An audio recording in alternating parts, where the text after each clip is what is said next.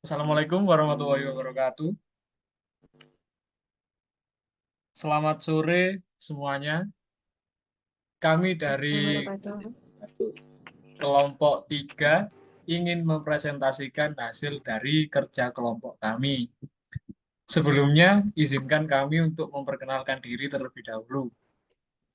Saya Arya Fausutungga, presensi 5. Saya Olivia Ivan Amalia, presensi 22. Saya Muhammad Kozin, nomor presensi 18. Saya Fiona Visabila, nomor presensi 11. Saya Farah Salia, nomor presensi 10. Saya ada Marsha Songko, nomor presensi 07. Oke, langsung saja tanpa berlama-lama kita masuk ke materi yang akan kita bahas. Untuk kasusnya akan dibacakan oleh Mas Damar. Dipersilahkan. Untuk kita akan membahas kasus ketiga tentang perkembangan seni, pengaruh reformasi Belanda, progresif Amerika, bagaimana hasil analisis Anda terkait konsep, fungsi,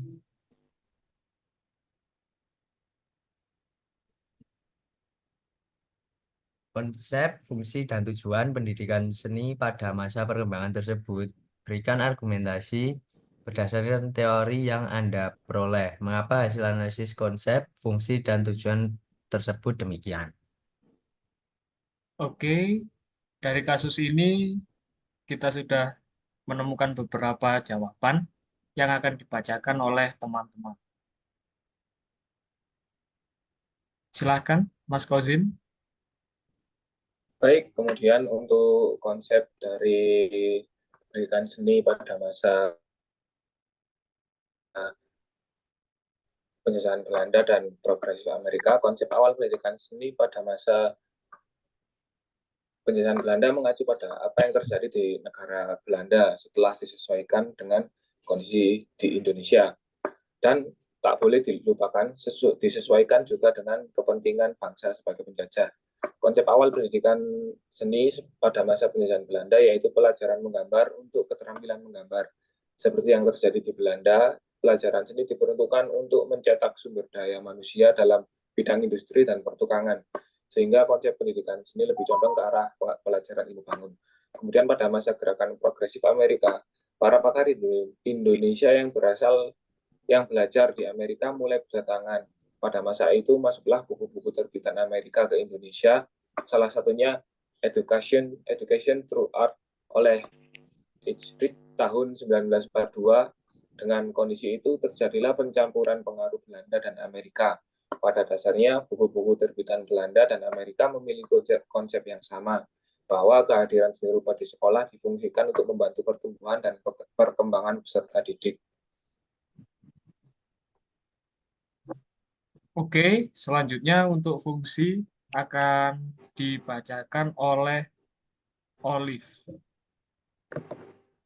Dipersilakan. Kemudian ada fungsi pendidikan seni di sekolah dasar di sekolah dalam masa pengaruh reformasi Belanda dan progresif Amerika pada tahun 1960 sampai dengan 1970-an difungsikan sebagai alat untuk membantu pertumbuhan dan perkembangan peserta didik. Artinya, fungsi pendidikan seni pada masa ini mengarah pada fungsi kontekstual, yaitu pendidikan seni yang dilakukan adalah sebagai alat untuk mencapai tujuan-tujuan pendidikan, yaitu meningkatkan kemampuan belajar siswa yang berkaitan dengan masalah di luar seni. Hal ini dapat dilihat dari buku-buku terbitan Belanda dan Amerika yang beredar sebagai adalah buku berjudul Creative and Mental Growth karangan V. Lowenfeld tahun 1947 dan Art as Experience karangan John Dewey tahun 1930. Buah pikiran dari tokoh-tokoh asal Amerika tersebut menjadi landasan program-program pendidikan seni di Indonesia. Inti dari isi buku-buku tersebut adalah pelajaran seni difungsikan untuk mengembangkan potensi kreatif. Tokoh penulis buku-buku seni tersebut mempertegas bahwa seni bukan subjek untuk dipelajari, tetapi sebagai kegiatan untuk mengungkap diri. Dengan demikian, hasil yang utama dari pembelajaran seni bukanlah agar peserta didik memiliki kemampuan berkesenian atau kemampuan menggambar kontekstual,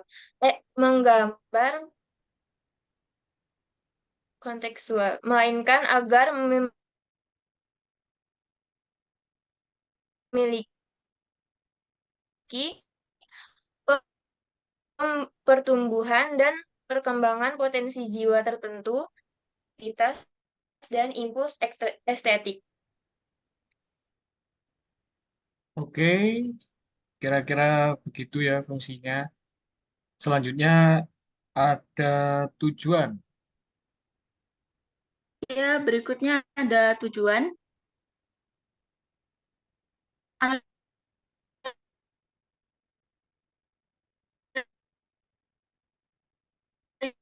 Analisis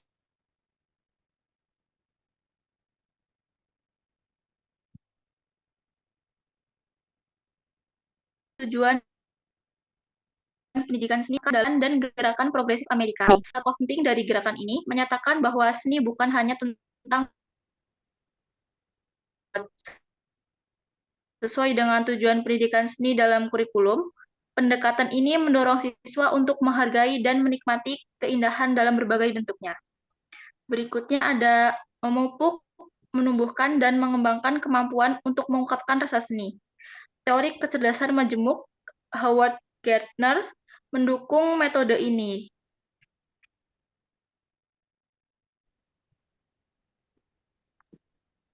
Gardner mengusulkan bahwa kecerdasan yang berbeda-beda dimiliki setiap orang, termasuk kecerdasan seni.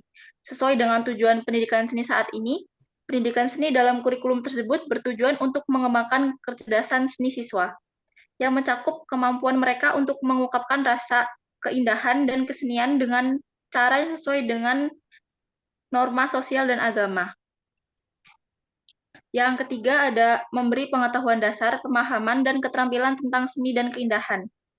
Konsep ini adalah contoh dari pendekatan konstruktivis dalam pembelajaran yang menekankan betapa pentingnya bagi siswa untuk membuat pengetahuan mereka sendiri dan mengalami pengalaman mereka sendiri.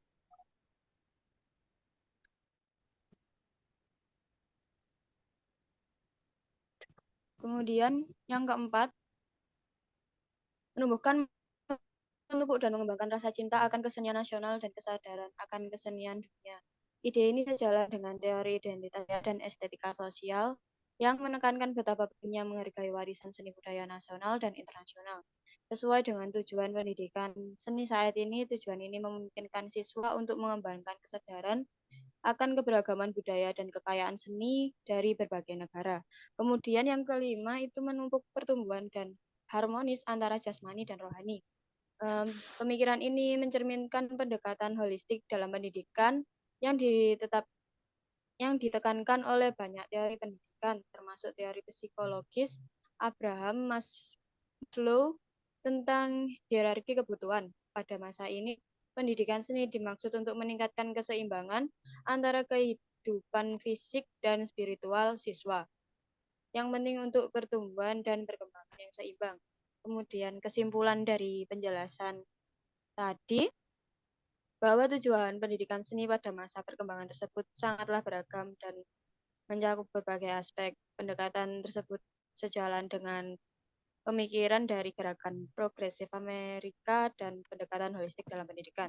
Tujuan tersebut itu meliputi menghargai keindahan dalam berbagai bentuknya, mengembangkan kemampuan untuk mengungkapkan rasa seni, memberikan pengetahuan dasar, pemahaman, dan keterampilan tentang seni, menumbuhkan kesadaran akan kesenian nasional dan dunia, serta menumpuk pertumbuhan yang harmonis antara jasmani dan rohani. Secara keseluruhan, tujuan pendidikan seni pada masa tersebut bertujuan untuk mendorong pengembangan potensi kreatif, apresiasi terhadap keindahan, dan pertumbuhan yang seimbang pada siswa. Seperti itu. Oke, untuk tujuannya seperti itu ya. Selesailah sudah presentasi dari kelompok kami. Semoga apa yang tadi kelompok kami jelaskan bisa bermanfaat bagi semuanya. Mohon maaf jika ada salah kata. Wassalamualaikum warahmatullahi wabarakatuh.